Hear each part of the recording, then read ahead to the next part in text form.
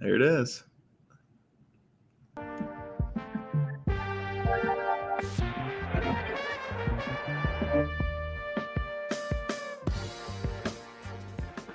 Welcome to the All NBA show presented by FanDuel, America's #1 sportsbook. Get started with $150 in bonus bets if you win your first $5 bet at FanDuel.com/AllNBA.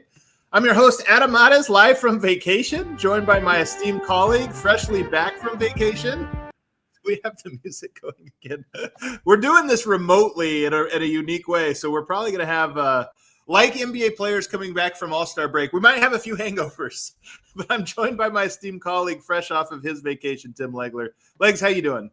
I'm great, man. I don't even know, man. Does Disney count as a vacation? I certainly don't feel like it. I feel more beat up than I've ever been coming off a 5-day vacation. I'm dead serious. Like, I think we looked at it. We logged like 40 miles of walking in 5 days. So yeah, I don't know, man. I don't feel exactly recharged, but I always get super recharged when we start playing games after the All-Star break because I remember last year specifically, but it's pretty much been every year, Adam. You can see it right away in the games you're watching, how intense everything becomes because you're talking 26 to 28 games. That's what we have now, man, to position yourselves. We got teams jockeying for position that we know are going to be playoff teams. We've got teams fighting for their lives just to get into the play-in. So everything is going to take on a different level of significance here going forward. So from that alone, I am energized. I am as well, but just to go back to your vacation point, fatherhood is the best. It's the #1 best thing there is in life, but it does mean that your vacations are not vacations. I'm experiencing that myself right now. You're out, you're giving dolphin rides, you're doing all that stuff. And I see the chat says, someone get those guys some sunscreen. I'm telling you, it's an anomaly. I am not sunburned, Legs. Time out. I take offense to those guys. I am bronze from the sunscreen application that I had in Disney. We only had a couple days of sun. It was like overcast anyway, but so I don't know. I can see what you're saying about Adam. Now, here's what's weird. Adam sent me a picture in real time about 5 minutes ago from where he's sitting right now, and zero of the fried look you're seeing in the picture he sent me from his phone. So I don't know what's going on with his camera because I said the same thing. As soon as I came on, I started talking to Adam. I said he looked like somebody threw him on a spit and they were having a barbecue poolside. Adam was the meal because he definitely. But I'm just telling you, he sent me a picture and he looks perfectly normal, like our Adam. So I know the guy wouldn't go out there and just put his face against the sun without sunscreen. There's no way. I mean, come on, man. Come on. So at least, thank you for vouching for me. Let the people know. It's a camera issue. On today's show, I really want to get Legs' perspective on what happens after the All-Star break, because it really does feel, as you just mentioned, that teams lock in and they start to take it a lot more seriously. And I'm kind of curious how much the break helps and those different things. So I'll ask you that here in a moment. And then we're going to tier out. Legs is going to give us the teams he thinks has a real chance at winning the title this year. That'll be interesting in order. But we'll start, obviously, with some layup lines here.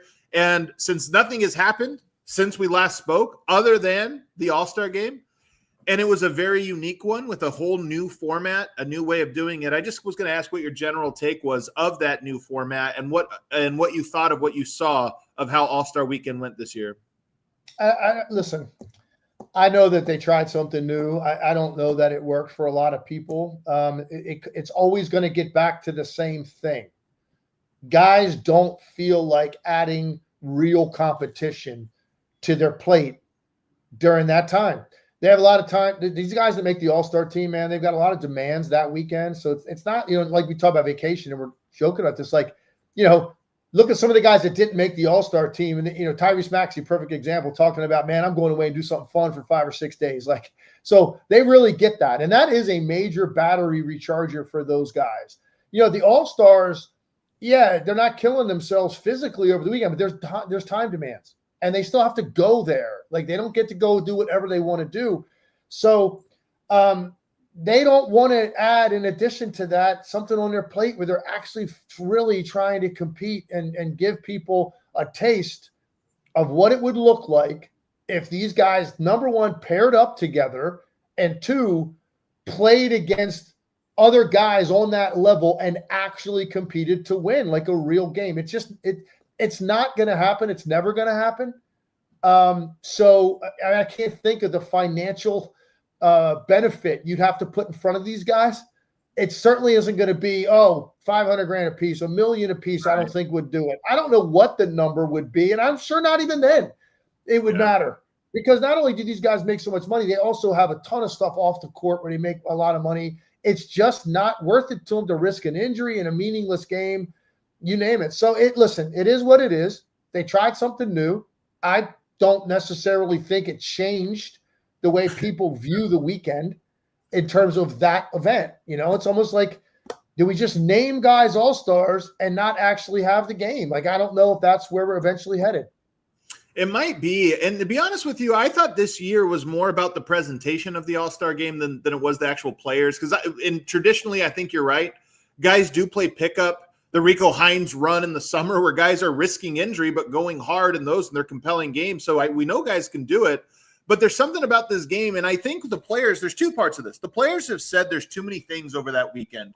And I know you did this, 25 years ago. You were at that. I don't know if it's changed now over the last 25 years. There's more events, more sponsors. Guys are just doing more. Their schedules are busier over All-Star Weekend. I don't know if that's the case. But I know players have come out and said, one, we'll play the game. Just make that all we have to do. Don't give us all these other things, because then it's an exhausting week. And by the time we get to that, it's the last thing. We're exhausted. So I don't know. Do you have a perspective on that? Just how much they have players doing over that weekend, and maybe they can make it easier on them?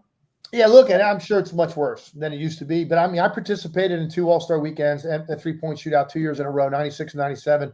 And I know even for me, and I wasn't an All-Star, and I wasn't like a big name that people were dying to see, but they give you a schedule of events, man, and appearances that you have to make, and you're not just chilling in your room or at the pool or hanging out with your friend or whatever. You're not going to you can make appearances at the parties, but obviously you're not really partying the way you might if you were in off-season mode. So there's a lot of stuff on your plate. And like I said, that you're talking, 25 years ago, 30 years ago.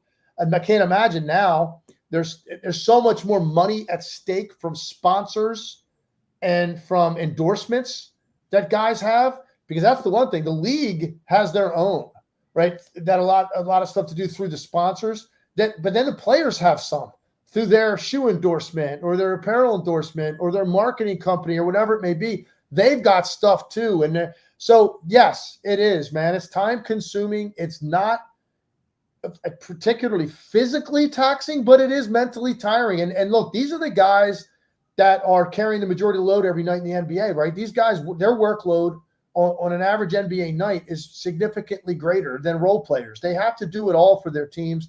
So they get to this point. It's an honor to be an All-Star. I'm sure they all feel very honored. They all want to get it. Guys are upset when they don't get named, but it's all the stuff that comes with it that has made it difficult for them. And it's also, look, just being honest, it's a mentality change. It's a mentality change. And if you don't believe me, go to like YouTube and just pull up the 1987 All-Star game and just take a look at what it looks like, because there was a pride factor that went into your conference, but even more than that, there was not these deep embedded friendships that guys had at that time from players on other teams. It just wasn't like it is now. And a lot of that starts because these guys get to know each other at a very young age. You get to know each other as teenagers, the AAU circuit, and they go to these big tournaments, and with social media and the ability to communicate and get to know guys that didn't exist as much in the NBA before. So those guys were just competitors. That's all they were to you. They were not friends. And so it had a different tone and vibe to it. Somebody said, hey, the only way to get them to go all out is to make the winner of the game, the host, that conference hosts the finals, home court advantage. I'm against that personally. So what are we doing in a regular season then? So, look at teams like Oklahoma City and Cleveland, right? So, what they're going to pour into this. I mean, you're talking about 2 teams that are going to push 70 wins. They probably won't get there. They won't need to get there. So they end up in the mid-60s probably. Okay, and what? Like, now you're going to go and you're going to compete. By the way, it's not as if that team, it's not like Oklahoma City's all-stars, like Shai Gilgeous-Alexander has the chance to go play 38 minutes in the all-star game to guarantee home court advantage, right? You got 12 guys. They're all going to play sparingly, in terms of the minutes. So how do you even work that out? Yeah. So to me, no, I don't want to see you cast aside your work in the regular season in 1 2.5 hour, basically just, celebrity game. It's really what it amounts to. So I don't think that's the answer either. The answer is mentality and pride to be restored to it. And I don't see that that's going to happen. I think guys appreciate the time off. They appreciate the rest. They do not want to risk an injury in a game that does not matter. There is too much at stake financially for these guys. Well, I actually thought guys brought it this year, a handful of guys. Wembanyama clearly was trying to bring it, but this new format where they played a first to 40. First of all, 40 points is not that many for an all-star game. You average that in a quarter, but you played a 40 minutes. Then there was a break so the other two teams could warm up. Then they finished their game. Then the winner for the championship game has to warm up. It just felt like there were so many breaks in between the play. Like the play felt very short. Like we're watching an all-star game in these little bites, and then there was these long breaks in between. And then I love TNT. Inside the NBA is one of my all-time favorite shows in sports, probably my number one favorite sports broadcast of all time. But they did this thing where they honored themselves when the score was 11-1 in the championship game, which created another 20-minute break in the middle of action. I couldn't understand it. So to me, the new format, Adam Silver has lots of ideas. He had an idea. He tried one out. But the new format had something like 2.5 hours of nothing with 20 minutes of actual basketball spliced in there. And that's the part I didn't like for him. So they tried. I hope they just try something different next year. Agreed. I do have a thought on the events on Saturday night. So I just think, listen, you got a guy now, Mac McClung. No one's beating him. You're not going to beat Mac McClung. I'm sorry. No one's going to beat him. And now I think you even have, I know people want the big names. They'd love to see, Anthony Edwards go up against, yeah. LeBron's past his prime now, but you know what I mean? Like those guys, that level player do it. And it's clear that those guys don't want to do it. And now you get a guy like Mac McClung. It's even more reason for them not to do it because it's like, I don't know if I can beat this guy, and he's not even in the league. Yeah. And so here's my thought on it. Because Mac McClung's spectacular. Let's make no mistake about it. The guy is unbelievable what he's able to do, particularly at his height. It just defies logic. Why don't we just forget NBA players doing it? Just forget it. Get the best dunkers in the world, no matter who they are. I'm telling you right now, if you had some sort, I don't know how you do it. Submit videos and then they pick them. It's just like, stuff like, look at any talent competition, like America's Got Talent. You start off with submitting a video and they have people that screen it, right? And now they find these people. And then at some point you got to get them, in for their audition. I don't know how many we pick. Yeah. Maybe it's 20 people from around the world. You bring them in, they audition them. You get it down to, I don't know what the number is. I don't think 4 is even enough, man. Maybe you could do 8. I don't know what it is. And let's see the best dunkers on the planet, because it means more to those guys. And that's all they do. That's all they do is try to come up with the new latest dunk that no one's ever seen, or a dunk that has been done, but even better by adding something to it, and just open up. People at the end of the day, yes, you'd love to see the best athletes in the world that are also all-star caliber players go all out in the dunk contest and come up with crazy stuff you've never seen that they can't do in a game. That's never going to happen. So why don't we just open it up and wow us, amaze us? Let's go find somebody in Eastern Europe. And apparently there's a guy in Iceland that's unbelievable. Bring him in, man. Let's go. I'm all for it. Okay. This is what I want. Just show me these are the best 6, 4, 8, whatever number you want, dunkers on earth. Okay. And let's see what they got and wow us and amaze us, because basically you've got a guy winning it now that I don't think can be beat. That is not in the NBA. So what are we doing exactly? That's my only thought on that. Well, so because my question to you is going to be that after the dunk contest, Morant says, you know what? I want to do it again next year. And Giannis says, if you do it, I'll do it. And then Aaron Gordon and Zach Lavine both threw their hat in the ring of like, you know what? We'll come out of retirement. They were the last good dunk contest. Those two guys going head to head. So now all of a sudden it seems like there's some momentum because I understand just get pro dunkers, guys we don't know, but they'll put on a show. I'm into it. I can be into it. But I would rather have the stars, even if they're lesser dunkers. I still would rather see what Giannis and John Morant come up with.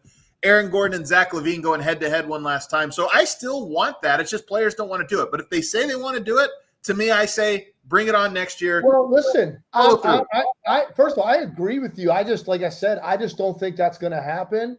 Yeah. And what you end up getting is like one of those guys and against two role players and a guy that's not in the NBA. Yeah. And that's what you end up with in one star. And then that star is not going to want to do that. If you could get 4 of those guys, and you're mentioning some names, I'm sure there's some other ones we're leaving off right now. If you could get those guys, it would be incredible. But, look, man, to think LeBron James has never done it. He's the one that started LeBron James just played 20 years in the NBA. Yeah. And he never did it. I don't think, has Zion done it? He hasn't done it, right? No. I mean, Zion Williamson never did it. Has Anthony Edwards done it? I don't think so. Yeah, I mean, so I don't know, man. Like, it's a shame that you'd have to financially incentivize these guys to do it. Right. Because I think there was a generation of players, like when they first got into the league, those first 2 years in particular, those guys did it. I'm talking about Kobe Bryant, talking about Vince Carter early in his career, because you grew up watching it. You wanted your name on that trophy. And it was like, man, I want to join that group of guys. And I don't know now, first of all, the list of winners, the names has changed a lot. It's not Dominique Wilkins and Julius Erving and Michael Jordan. It's a different list now. And that's why I think it doesn't maybe mean as much for some of the current star players in the NBA to be on that. I still think the 3-point shootout, I think that guys really do want to win that. Yeah. So I think that's still very important, but I don't know that the dunk contest means as much. Yeah. Well, we'll move on. I will say this, though, that I just wonder if All-Star Weekend's still needed. It was meant to promote the game. It seems like it's not really doing that anymore. Everybody just talks about how much they hate it. And I do wonder if, you know what, let's just take a break in the middle of the year. Maybe we replace it with something else. There's some other event we put in there that, the players can all take a week off, because I do think that week off kind of sets the tone for the rest of the week. And that's what I want to get into on the other side. Now that All-Star break is over, I know the contending teams, it's like the real season begins now. And I want to talk to Legs about that on the other side and about what it's like inside a locker room when teams turn the page post All-Star break. Let me tell you guys about a new old sponsor, FitBod. FitBod is like having a personal trainer in your pocket that builds you a fully personalized workout. There's plenty of fitness influencers that are trying to sell less for more. FitBod combines the workout planning and tracking you need to stay consistent and make progress. And here's what's cool about it. What it is it's this app that you get on your phone, and you plug in all your information, height, weight, what it is you're trying to do. You can even put in what kind of equipment you have at your gym. You have a full gym or a home gym, or maybe you're like me at a hotel right now. Let me see what's out there. You plug in what you have and what your goals are, and it will tailor a workout directly to you. But it's not just about tailoring the workouts and giving you 3D animation. So if you have a new workout you've never seen, a new exercise, a new lift, you don't want to do it wrong, hurt yourself, they have this nice 3D animation that you can see that shows you exactly how to do it. But what's great about it is it helps you stay accountable to your workout. So I know that's the hardest part about becoming consistent in your workout routine is, oh, it's so easy to miss a day. Well, they help you. They'll send you push notifications, say, hey, what's your plan? You got this. This is what happens if you don't work out. It keeps you motivated. And like anything, you have that streak. You have a streak going. You don't want to break your streak. So you want to check it out right now. Level up your workout. Join FitBod today to get your personalized workout plan. Get 25% off your subscription, or try the app free for 7 days at fitbod.me/allnba. That's FITBOD.me/ALLNBA. Also want to tell you guys about Shady Rays. Get ready for the season ahead with quality shades built to last. I've got mine out here. I've actually got 2 pairs out here for the poolside.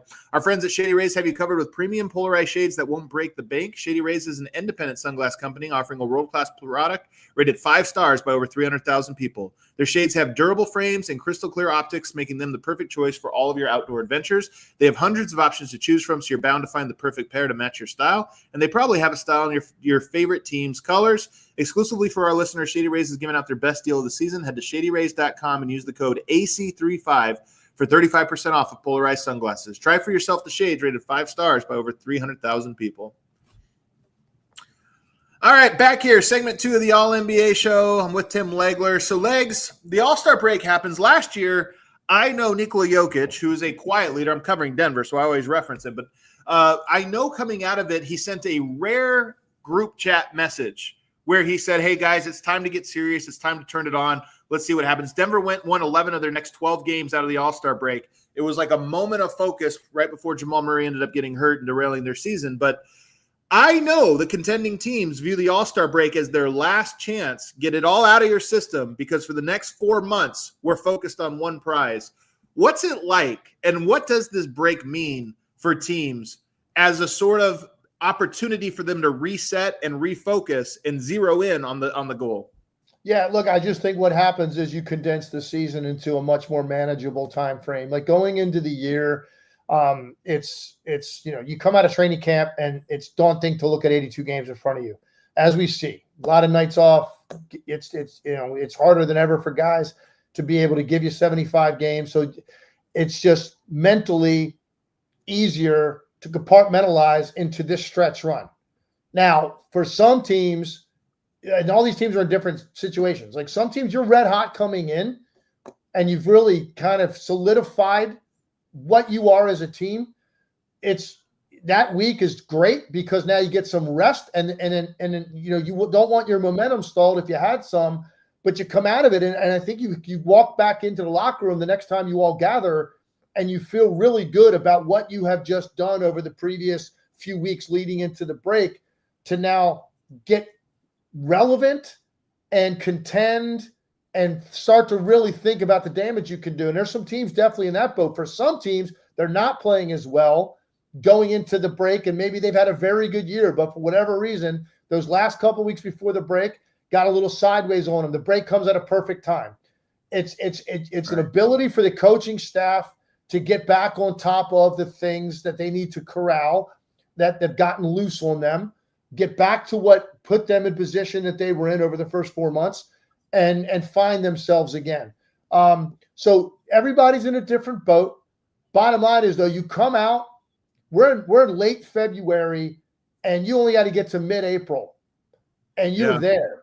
So you're talking about 6-7 weeks, and now you play meaningful games. So it's just easier to wrap your head around the number of games and the intensity that's going to be required on a nightly basis. There'll be fewer nights off, except for some teams that have separation at the top. You might see some nights sprinkled off for Cleveland, Oklahoma City guys, although they're still in a battle. I mean, they're basically in a dead heat for the best record overall. That's actually the best thing for us because they're going to keep pushing each other, So, but for the most part, guys are going to play. They're going to play through injuries more likely this time of year than they would have earlier in the year. And it's just now the intensity level picks up, and you'll see it immediately starting with the game tonight. So let's get into the contender tiers now because, or it's not really a tier, you have a ranking. First of all, I know you have a list of 5, but how many teams do you think, like if you had to stake your house on, I'm not going to say stake your life, but you had to stake a lot of money on it's only going to be a pool of these teams. What's the smallest you would say the pool is that you would pick? You mean that potentially at the end of this could be holding the trophy? Yes. Then to me, there's no more than 5. So 5 teams, you've limited down. This season, you think there are 5 teams that have a realistic chance at winning the title. And to be honest and fair, I think 5 is generous. Okay. Typically, if I get out of the break, I'm 3 to 4. Yeah. Some years I've been less than that. Yeah. Where you go, I'd be shocked if it wasn't one of these, 2, 3, 4, 5 is a pretty generous number, honestly. Yeah. And I'm probably not giving enough credit to a couple teams that have had very, very good years, but I just don't think they're on the level of these other teams. And honestly, it's a little top heavy with the top three, truthfully. All right, let's start with number one then. So we'll go in regular order here with your top team. So who's the top team in your opinion? Do you agree with FanDuel's odds, by the way? Best team, and here's what I'm going to base this on. The best team I've seen this year when they play their best is Oklahoma City. Really? Number one, Oklahoma City. Okay. I think that's the best team in the NBA. Now, freaking good. What remains to be seen is they're still young, all right? And can they navigate this? Because last year they led the West, number one seed in the West, got through their first round series, and they got beat by Dallas in the second round. And there is a progression to this typically. You know, you go through some pain before you're able to break through. Now, does that mean for Oklahoma City, is that, 1 year of that? Or is that going to be multiple years of getting your heart broken before you're able to break through? This team, to me, is a lot better than last year. It's a lot more realistic to see this team actually get to the finals, potentially win the finals than the one last year, which I did not think. And all year I kept saying the same thing. Great record, very impressive. Love their coach. Love the way they play together. Obviously, they have a star in Shea. Jalen Williams took a big leap. Chet was incredible. But I knew all along they're not ready. They're not ready for that. They're not ready to navigate the Western Conference. And, of course, when Dallas made the trades, I really started to fall in love with Dallas. That last 25 games, they end up in the finals. This year, I'm more confident in Oklahoma City, but they still have to go do it and prove it. But to me, when I look at all five of these teams on this piece of paper I wrote down, I look at each of them and say the best I've seen them all year, Oklahoma City's level is the highest level of these five teams. Their defense is absolutely suffocating. They're of this group, they're the only team of this five that legitimately can reach over, turn the knob up, and pick up the level of intensity with their speed and pressure all over the floor to completely change a game in a 6, 8, 10-minute stretch. They're the only team that consistently can do that when they need to do that.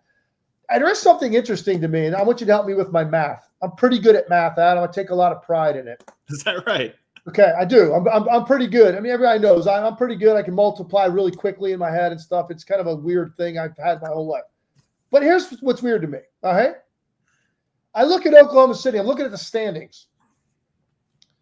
It says in the conference, meaning their own conference, they're 25-9. Okay. It says they have 10 losses overall. So how many losses do they have against the Eastern Conference? One. That would be the math I would do. I mean, isn't that adds up to 19-1 against the East? Okay. But when you go through their schedule game by game, which I did, they have losses to, you know why? It's the cup game. Oh, it doesn't count. I love it. It just hit me. Literally as I was setting this up, because I'm like, they lost to Milwaukee and Cleveland. They lost in the cup. That game never happened. It didn't break their streak, their winning streak. That game never happened. That's right. Okay, so technically they do have one loss against the East. It's against Cleveland, but they're 4-1 against the top three, including the Knicks, Cleveland, Boston. They're 4-1 against that group, and they have one more game with Boston, I think mid-March. Okay. And maybe they go 5-1 against those top three teams. For me, Oklahoma City, and it's not by much. You know, these teams are pretty close to each other, but Oklahoma City to me is on top. So here's what's interesting to me, Legs. Last year, the Boston Celtics had a plus 11.7 net rating, and it was such an outlier. And, we would talk ourselves into, but they have to get over the hump and they have to do this. And then you get to the playoffs and it was the same story. They just ran through it. Sometimes the numbers tell you what's going on and you should trust them. And this year, Oklahoma City has a better net rating, 12.8, better than what Boston had last year in their incredible 67-win season. So part of me wonders, I totally get the idea that in the playoffs, they're young, they're going to get tested. They rely very heavily on Shea. Their shooting is inconsistent. I could talk myself into all those things. But at the end of the day, the numbers say that they're dominating. They're winning by 13 points on average per game. And maybe we should just look at that and say the margin for error is just too big, even with their flaws.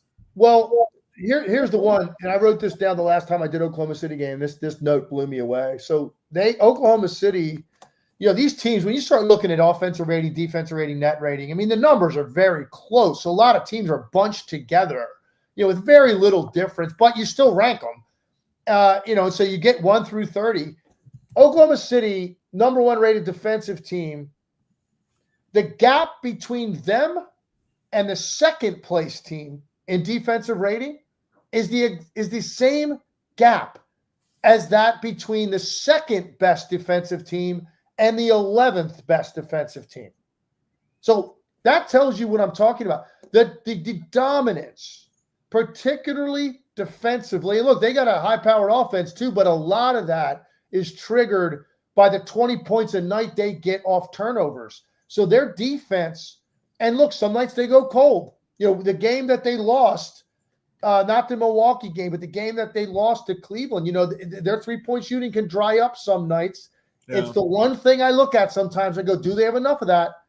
Their defense is so good it makes up for it pretty much every night. And then there's other nights they actually do shoot it well from the three, and that's when you see 25, 30-point margins. Yeah. Because it's like, man, if they do it all the same night, there's nothing you can do with this team.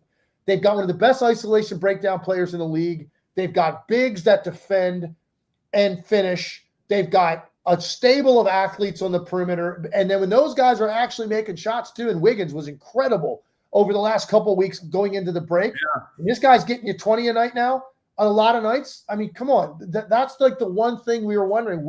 Is that consistent enough out of guys like Dort and Cason Wallace and the other Jalen Williams? Is it even Jalen Williams? Is it consistent enough? And now you got Wiggins giving you 15 to 20. Bad night 15, good night 25. Like that's like become regular for him. So now you add it all up, and there are just no weaknesses. And by the way, they still have a very small sample size with Chet Holmgren and Isaiah Hartenstein together. They don't even know exactly what that will look like when they've had more time together and the nights they need to utilize two bigs.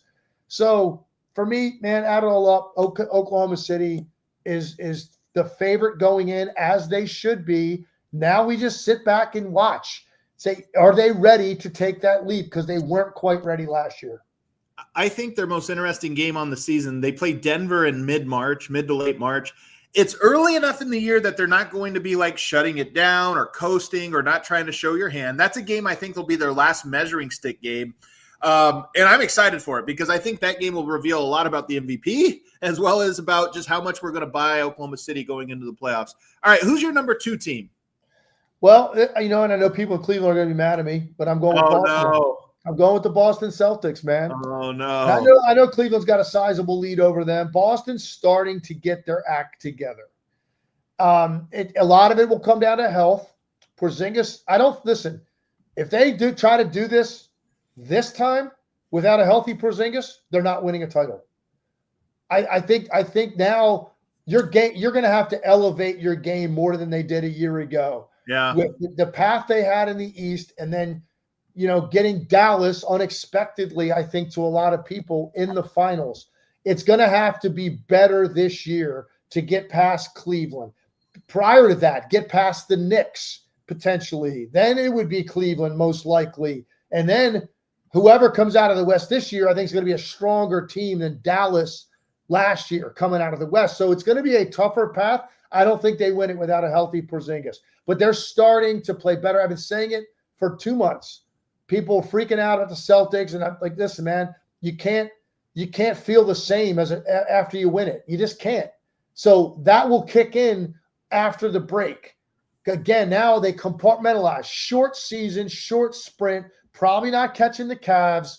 So let's just get our best version of ourselves, understanding we're going to probably have to go on the road at some point in the playoffs and win a series, which really means win one game on the road and then you steal home court. That's really what it means. But listen, Cleveland's been almost unbeatable at home, as has Oklahoma City. I mean, 25-4 for Cleveland. I think 25-3 for OKC. They've damn near been unbeatable in their own building. So that's a big deal what they're playing for. I just think Boston, for me, is still a more overall complete team than the Cavs if Boston is fully healthy. One thing I love about the All-Star break, the NBA schedules all the best games for afterwards. I mean, they purposely try to give you good games, the teams they know will be good. So coming out of the break, they've got Philadelphia tomorrow night. They host the Knicks on Sunday. Next Friday, a week from Friday, they have Cleveland. The last time they'll play Cleveland, that game will feel really big. Then they have Denver, and they have the Lakers in early March, as well as Oklahoma City. So they have a bunch of big games coming up, and I just – that's what's exciting about this one. I still feel horrible, though, for you taking them over Cleveland. Like, did you go back and forth at all? Was it tough? Like, what went into you picking them over Cleveland based on what you've seen this season? Very much, man. I struggled with this. I was going back and forth in my head and going through the numbers and trying to make a stronger case for Cleveland. Here's what it comes down to. Boston navigated it last year. They got it. Yeah. They got this thing done. And they've got guys now they didn't face a ton of high pressure moments last year in the playoffs, right? They were in control for the most part, right? So they don't know what that feels like. So the pressure wasn't as great, but they had guys step up in a huge way. So they have guys now with internal belief that know what they got out of themselves in those moments, and they were able to win a championship. I just think that matters. I think the experience, having gone through it together, I think matters. Cleveland's had a better year. There's no doubt. Cleveland, give them credit. They've had a cleaner sheet than Boston. There's no doubt about that. They've been incredibly impressive. And look, would I be shocked if it's Cleveland and not Boston representing the Eastern Conference in the finals? Not at all. Yeah. What do you think is going to be the big challenge for the Cavs in the postseason? First of all, are they your number 3 team? They're third, yeah. Okay, so what is going to be their biggest challenge in the playoffs, in your opinion? Because they were. Well, I think the biggest challenge for them is going to be to continue to shoot the basketball the way that they have a lot of nights when we watch them now. It's just It's a different feel and rhythm to the game in the playoffs and deeper into the playoffs. Your shots early in the clock are not as available as often. The game is going to be slower. The shots are going to be more contested. And they have done things to teams this year that Boston did to teams last year and this year too. But last year, really, when we were just like, man, what are you supposed to do with Boston when they shoot the ball like this? There's nothing you can do with them because they can still beat you off the dribble in a great defense. Cleveland, they do that a lot of nights to people too. They shoot you out of the game. And that's going to be harder to replicate. And again, if they had a large body of work doing it, and I know they weren't fully healthy last year when they played the Celtics, but they got taken to 7 games in the first round. Now, look, I know it's a new year. Mobley's a better player. They've added some role players. They have a new coach. Get all of those things. But at the end of the day, they were not really a challenge for the Boston Celtics last year. So if you get back on that stage again and you're in the conference finals, I think that experience in Boston matters. Their ability to make shots under those exact same situations in a conference finals, Cleveland not having done that, I think will matter. All right. Who's your number 4 team? Well, you're going to love this. The Denver Nuggets. Man. The Denver Nuggets. Okay. So I was really struggling with this one between the Nuggets and the Knicks. Yeah. Okay, because the Knicks are a really good team, man, and they're playing really well right now. In fact, all 3 of the top teams in the East coming into the break are rolling. It's interesting. They're all hot coming in. So and now we get to see what happens in the second half. Denver's hot too. I think they won 8 straight, right? Denver won, 8 straight. 8 straight coming into the break. Jamal Murray is in a really good place for them as they head in. Aaron Gordon, you would expect to get better now. Like, he's had more time to rest. He needs to. Yeah, his minutes restriction isn't there anymore. Aaron Gordon has got to play a lot better for them for this to happen. But that's why I put Denver. The differentiating factor for me between Denver and the Knicks is simply Nikola Jokic. That's, to me, the difference. What he's capable of on any given night and his ability to dominate the game at all 3 levels of scoring, passing, and rebounding is really unmatched. So I'm going to go, and he is broken through. He has won a championship. And who knows? They're not saying they would have won it last year, but listen, man, you blow a 20-point lead in game 7. I mean, who knows what the next round would look like for them? So that to me was what it came down to. I'm like, man, the Knicks are tough and they're playing really well. Nuggets are playing really well. Nuggets have Nikola Jokic. At the end of the day, that's a difference maker. So that's why I went with Denver number 4. Denver's such an interesting one because they've had a lot of success in the ways people understand. Jokic has been dominant. Murray's starting to get it going. Michael Porter's been making shots. But it hasn't all come together for them. Like Russell Westbrook has had a very good year for them, but he wasn't playing during this winning streak. So where does he fit in? He was starting for a while, then he wasn't. So Denver has some questions they have to answer, but they have a lot of data points that say, okay, this works. We just don't know if it works altogether quite yet. But they are on a run. And I always say Denver has been better than people have expected in the playoffs pretty much every year since 2020. They had injuries, obviously, last year that prevented them, but they still got the Lakers done in 5 games. So I'm curious. I'm with you, though. I think that I've seen enough from Denver, and I think we're really going to know here in the next 2 weeks that I at least put them in this list of teams we're talking about. So the last one I assume you have is the New York Knicks. Yeah. But you think they're a legitimate contend? This isn't just like honorable mention. They're in the contender tier. Yeah, I think the way they're playing right now, and that's why I'm fasting this. And you mentioned the Boston schedule, that second game out of the break, Boston, ABC. I'm calling that game. I am so excited, man. A 1:00 ABC game, Boston and the Knicks. Yeah. So that's going to be a real barometer for where they are right now, man. So, and look, they're playing so well coming in. Karl Anthony Towns has had an amazing year. Bridges, after a slow start, has played a lot better. I just think now they're a little more multifaceted in how they can attack you offensively. I felt like they were a little bit completely reliant on Jalen Brunson last year. And if Jalen Brunson got tired or had inefficient nights, they had a hard time winning. And I don't feel like that's the case as much, man, because of the year that Towns has had and the different look that he can give you. So for me, the Knicks have played themselves in to this conversation, and that's why I have them 5th. Yeah. So the Knicks and the Celtics are going to have to play each other. Does that factor into this at all? I mean, assuming Cleveland holds on. I should ask you that. I shouldn't assume. Do you just assume that Cleveland is going to hold on to their number 1 spot down the stretch?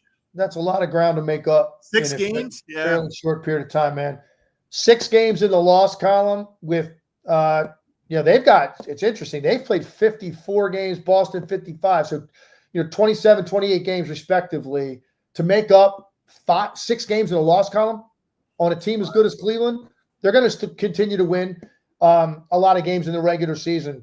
So, no, and they've been so good at home. I think Cleveland will hold on to the number 1 seed. And at some point, this thing stays at 5 games, a couple weeks to go. Cleveland will probably, again, though, I keep saying take the foot off the gas. It's just a unique situation with Oklahoma City.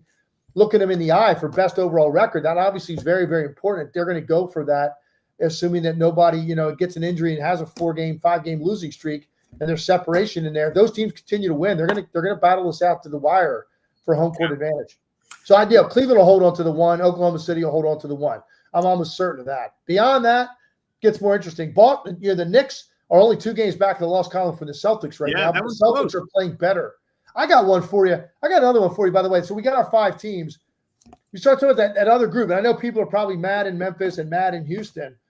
The years they've had, not including them in this. But sorry, man, Oklahoma City's, I think, is the best team in the league, and Denver's won a championship, and they got Nikola Jokic. So I'm sorry.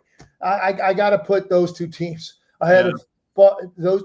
Lakers are interesting, obviously. Let's see what happens with them and Luka going forward. Who knows? No idea to tell after 2 games. I got one for you, though. It's an interesting one. I don't think they're going to crack this. But I do think they would be a massive problem to have to play in a playoff series in the Eastern Conference.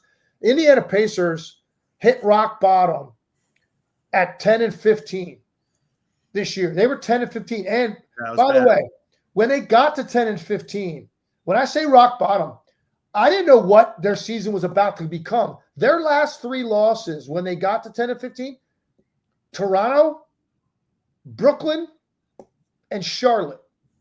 All right, you're sitting there at 10-15. Halliburton is struggling. You look up, they're 4th in the Eastern Conference. They're fourth, and there's 4 teams with 30 wins. They're one of them in the East, and I think that they're an interesting team, man. Just in terms of a 7-game series with that style and that pace, how hard they are to guard, somebody's going to throw a wrench into things in the Eastern Conference. It's going to be the Indiana Pacers, and that would be, hey, maybe, the thing is though, I don't know if they finish 4 or if they have to play Boston. That would probably be the one. I don't know they're beating Boston. So Boston right now is 2. So if they avoid the 3, they finish 4. I mean, them and Cleveland in the second round, that would be a very entertaining series. All right. Well, I'm interested that you did not mention the Milwaukee Bucks. They too have a guy who's won a championship, but their team is pretty flawed. So kind of interesting there on the list. But let us know what you think. Let us know in the comments below what your top 5 is, or how many teams. Don't even make it a top 5. Let us know how many teams you think have a shot at winning it this year. Is it 5? Is it 3? Is it 10? Let us know. But that is Tim Legler's list. He will be back again with you tomorrow as we have another show right in the middle of the day. This is the time of year everything picks up. I'll be traveling tomorrow, so I'll be off, but Mark Campbell will be hosting. He's a phenomenal analyst. Him and Tim Legler will talk about the key players remaining in the rest of the year. I think that'll be a great show. I'll listen to it on my flight home. And then from here on, it's a sprint to the finish line. Tons of great games. I can't wait to talk to you guys about it every single day, 4 days a week, live on this very channel. Hit the subscribe and hit the like button for us on the way out. We'll see you tomorrow.